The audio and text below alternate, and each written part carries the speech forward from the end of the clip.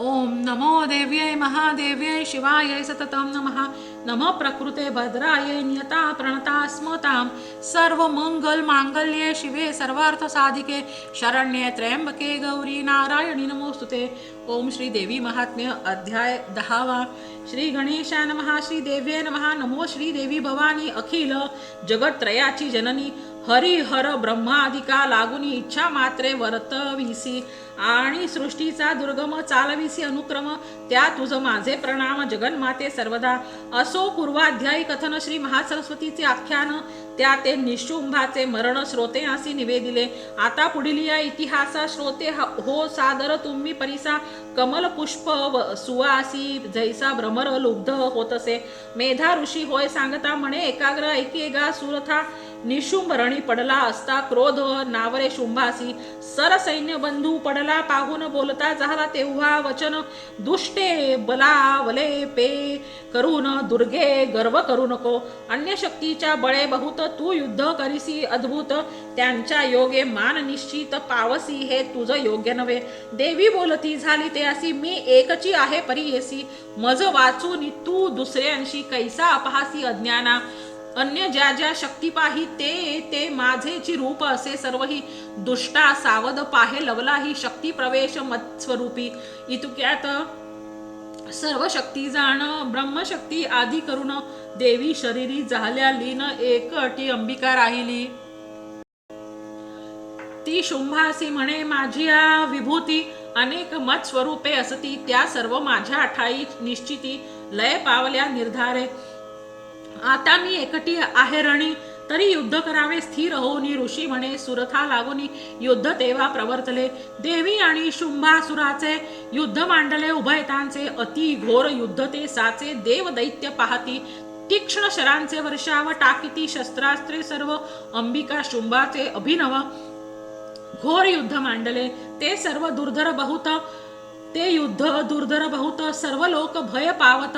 दिव्य अस्त्राते त्वरित देवी सोडती झाली. गदा शक्ती आणि नांगर मुसळ खेटक आणि तोमर परशुपाश भालाशर त्रिशूळ क्रोधे मारिला. शारंग धरून या हाती बाण सोडिले नेणो किती. ऐसी दिव्य अस्त्रे भगवती सोडती झाली सक्रोधे. असो तेव्हा तो शुंभ जाण तद्धातक अस्त्रे योजून देवीच्या अस्त्राचे खंडन करिता झाला क्षणार्धे.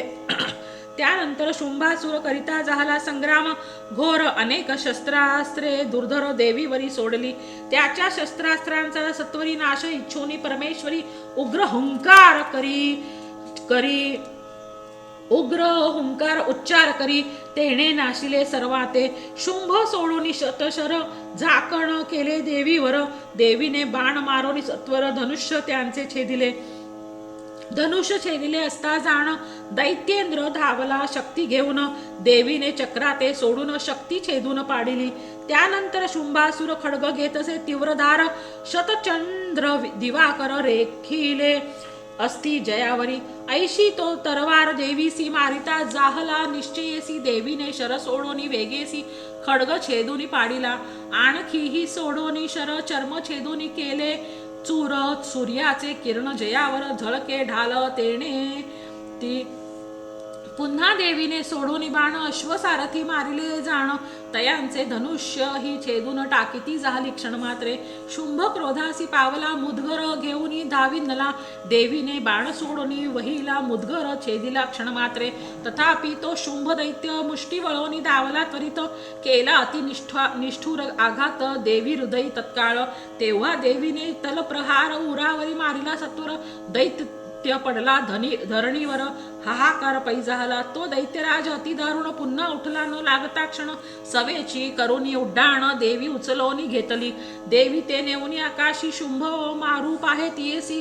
निराधारा देवी शुंभांशी युद्ध आकाशी करीतसे. देवीचे आणि शुंभाचे युद्ध गगनी जाहले साचे. परस्पराघात शस्त्रांचे एकमेकाशी मारिती. मुनी सिद्ध आदी देव पाहती जय सर्व चंडिकेसी इच्छिती. देवीने युद्ध अनेकरीती तया शुंभासी मांडिले. संग्राम करुणी वाढ वेळ देवीने उड्डाण केले तत्काळ आणि दैत्य उचलोनी सबळ आकाश मार्गी भ्रमविला नंतर त्या ते धरुनी शरणी चक्राकृती फिरवुनी गगनी भूमीसी टाकीला क्रोधे करुणी धरणी कंप जाहला तै पुन्हा तो होऊनी सावधान वेगे धावला मुष्टी वळवून देवी ते मारावे म्हणून क्रोध धरिता जाहला शुंभ धावून आला जवळ ऐसे देवीने पाहून तत्काळ क्रोधे हृदय मारुनी शूळ भूमीवरी पाडिला तो शुंभ पडता धरणीवर असुरदळी आकांत थोर एकची झाला हाहाकार प्रलय अनिवार वर्तला सप्त समुद्र सप्तद्वीप पृथ्वी पावली चलकंप शुंभाच्या शरीराचा क्षेप होता पर्वत थरारले तो दुरात्मा पडिला असता जग प्रसन्न झाले तत्वता सर्व विश्वासी झाली स्वस्थता आकाशही निर्मळ झाले उल्कांसहित मेघ उत्पात पूर्वी होत असती जे बहुत ते सकळही झाले शांत सरिता मार्ग चालिला शुंभ पडला हे ऐकून आनंद झाला त्रिभुवनी सर्व देवांच्याही श्रेणी अत्यंत हर्षाते पावल्या ऐसी देवांसी जाहल्या तुष्टी केली देवावरी पुष्पवृष्टी सर्व ऋषींच्या ही कोटी आनंदे स्तविती देवी ते दुंदुभी वाजले अपार गंधर्व गाती मधुर स्वर अप्सरांचे नृत्य सुंदर स्वर्गी होते जाहले अनेक सुगंधा सहित वात येते जाहले परमाद्भूत अग्निही होऊन या शांत स्वयंकुंडात प्रकशले प्रभायुक्त सूर्य झाला दिग्गजनित शब्द शांतवला सकळ लोक आनंदला हर्ष झाला त्रैलोकी असो या प्रकारे करून शुंभ दैत्याचे केले हनन पुढील अध्याय निरूपण नारायणी स्तुती असे हे महासरस्वतीचे आख्यान श्रवणे पठणे करी पावन सकळ मनोरथांचे पूर्ण येणे करून होत असे रणी आपणा होऊनी विजय शत्रूंचा होत असे पराजय सर्व दुःखांचा नाश होय पठण मात्रे करून या जैसे व्यासे वर्णन केले तैसेची येथे निरूपिले सज्जनी पाहिजे परिसिले कृपा करोनी सर्वदा श्री अंबिकेसी नमस्कार माझे असोत निरंतर राम ब्राह्मण वर्णे कर तिचे चरणी लीन सदा इति श्री मार्कंडे पुराणे सावर्णिके मनवंतरे देवी भगवती महात्म्ये महासरस्वती आख्याने दशमो अध्याय श्री जगदंबार्पणमस्तु यदक्षर पद भ्रष्टम मात्राहीनं च यद्भवेत् तत्सर्वं क्षम्यता देवी प्रसीद परमेश्वरी विसर्ग बिंदु मात्राणि पदपादाक्षराणि च न्यूनान्यतिरिक्तानि क्षमस्व परमेश्वरी ओम श्री महाकाली महालक्ष्मी महासरस्वती देवताभ्यो नमो नमः।